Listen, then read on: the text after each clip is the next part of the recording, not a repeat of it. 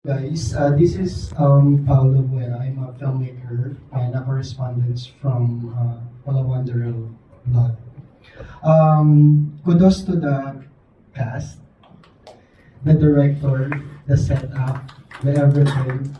Grabe. Talagang parang I've been watching Chatterplay in UP and PETA and all. But masasabi ko na parang ganun yung level na pagkakagawa.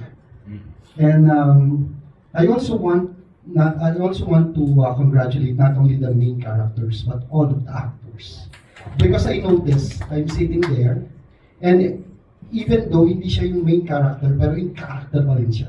Hindi bumibitaw ang lahat. Kudos to all of you.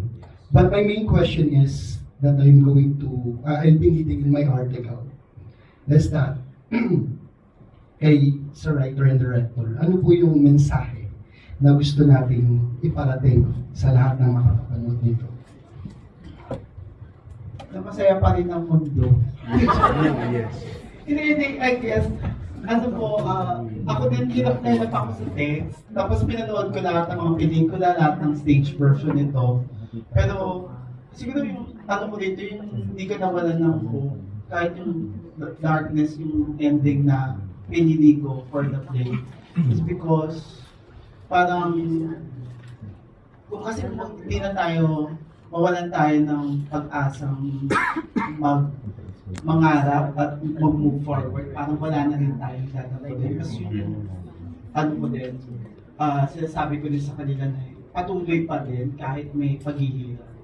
Yung resiliency natin bilang mga Pilipino, bilang mga tao, bilang mga kabataan.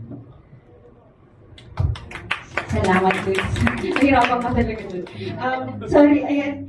Siguro po katulad nung medyo nabanggit ko na kanina, parang for me, it's caution for all of us. That I hope you saw bits and pieces of empathy, of goodness in some of the characters. Nakakatakot kasi ngayon, unti-unti tayong nilalaman nung sistema, nung illness na meron tayo ngayon. So I really do hope na while we're still in a point where we can go back to that, we go back to that.